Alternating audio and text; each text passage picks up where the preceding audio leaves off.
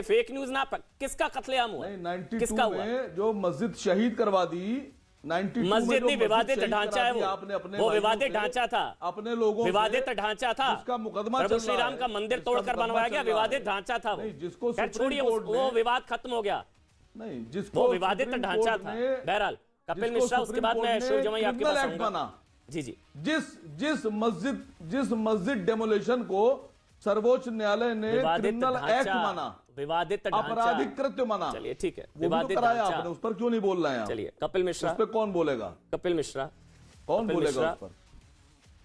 सीधा हिंदू कब तक टुकड़े टुकड़े भाई, कब तक टुकड़े टुकड़े?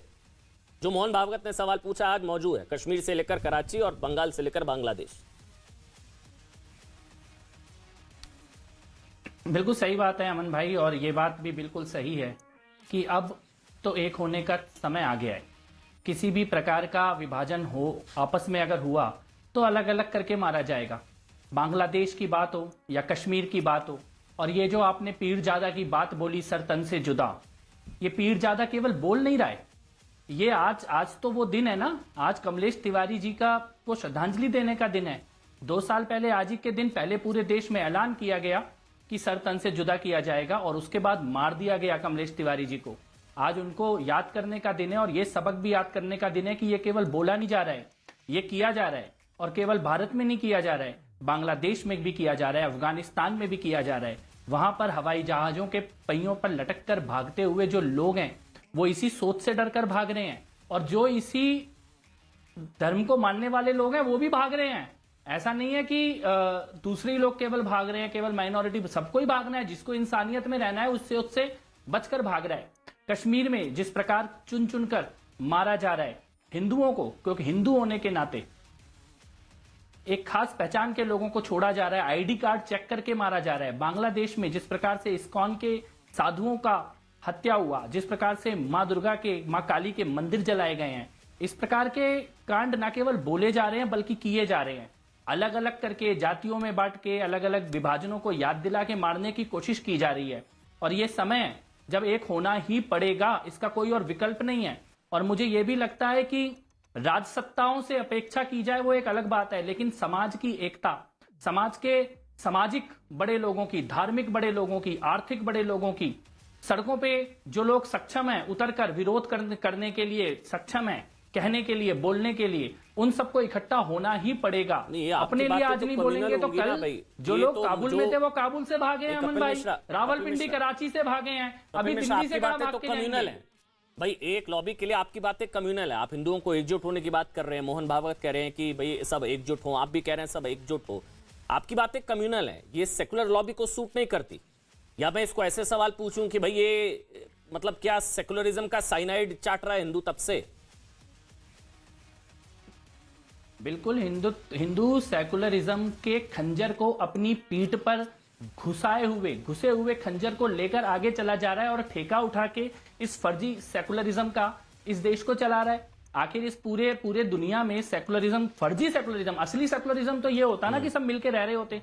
असली सेकुलरिज्म ये होता कि कश्मीरी पंडित उस कश्मीर में होते, आज वहां के जो शंकराचार्य का मंदिर है वहां पे रोज सुबह भगवान शिव के घंटे बज रहे होते और उनकी पूजा हो रही होती, श्रीनगर की वादियों में मंत्र गूंज रहे होते, तो असली सेकुलरिज्म होता ना।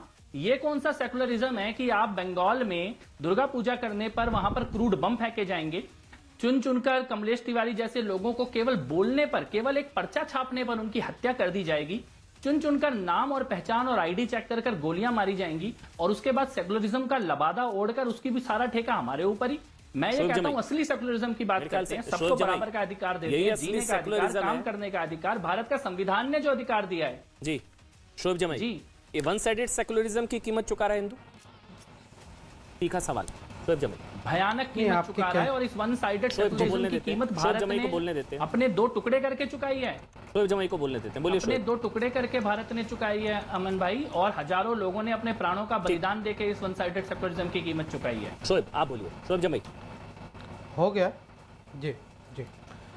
देखिए आपके कहने का मतलब क्या है कि भाई यहाँ से एकजुट हो जाए हिंदू, और आप उसको प्रपोज भी कर रहे हैं कि मोहन भागवत जी ने जो कहा वो बिल्कुल सही कहा, फिर उसको प्रोपगेट भी कर रहे हैं।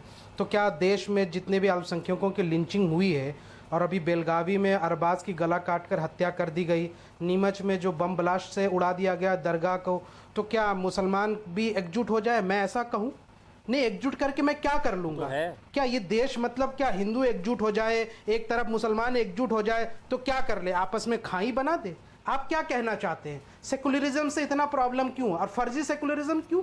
आप जो एक तरफा ऐसा फर्जी सेकुलरिज्म की बात कर रहे हैं, अभी गुड़गांव में यहाँ से जो जुमे की नमाज के लिए जो जगह अलॉट की है, प्रशासन रोकती है, उसके बावजूद भी जुमे की नमाज नहीं पढ़ने देते, वहां जाके हंगामा करते हैं कि जुमे की नमाज नहीं पढ़ सकते आप। अभी यहाँ से आपने यहाँ से कहना चाहूंगा और अभी कहना चाहूंगा रोककर इनको। 1 मिनट सर, अभी सुनिए ना, अभी सुन लीजिए, थोड़ा सा धैर्य रखिए। ये तो हमारी मुसलमान तो पिछले 70 साल से एकजुट है। मुसलमान केवल धर्म के नाम पर वोट कर रहा है, पिछले 70 साल से किसी मुद्दे पे वोट नहीं कर रहा है।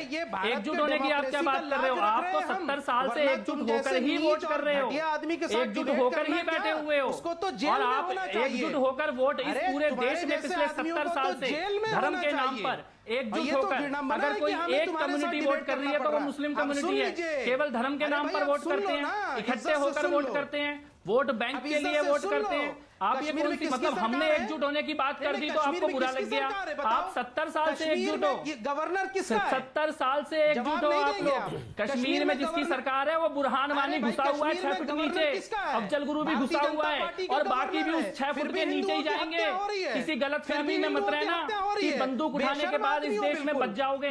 जहां बुरहान वानी गया है वहीं ये सारे जाएंगे, जहां बुरहान वानी गया है वहीं ये सारे बंदूक उठाने वाले जाएंगे। किसी गलत फहमी में मत रहना, अरे तुम्हारे साथ देश का हिंदू में मत रहना। और ये बात मैं तो ये कहता हूँ कि तुम 70 साल से एकजुट होकर वोट कर रहे हो, और हमने एक बार एकजुट होने की बात करती तो तुम्हारे पेट में दर्द होने लग गया। 70 साल से धर्म के नाम पर कौन वोट कर रहा है? हर चुनाव में धर्म के नाम पर कौन वोट कर रहा है? हर प्रदेश के चुनाव में, देश के चुनाव में धर्म के नाम पर कौन वोट कर रहा है? मुस्लिम समाज धर्म के नाम पर वोट कर रहा है 70 साल से। 70 साल से धर्म के नाम पे वोट कर रहे हो, और हमने केवल इतना बोला कि एकजुट हो जाओ तो तुम्हारे पेट में दर्द होने लगा। क्यों पेट में दर्द होने लगा? सवाल अब हम पूछेंगे, बहुत हो गए तुम्हारे सवाल। सवाल अब हम पूछेंगे और आपको जवाब देने पड़ेंगे, फर्जी सेकुलरिज्म का जवाब देना पड़ेगा। इकट्ठे होकर धर्म के नाम पे, मजहब के नाम पे 70 साल से हो रही वोटिंग का जवाब देना पड़ेगा। कब तक तुम ही सवाल पूछोगे? क्यों दोगे सवाल पूछोगे?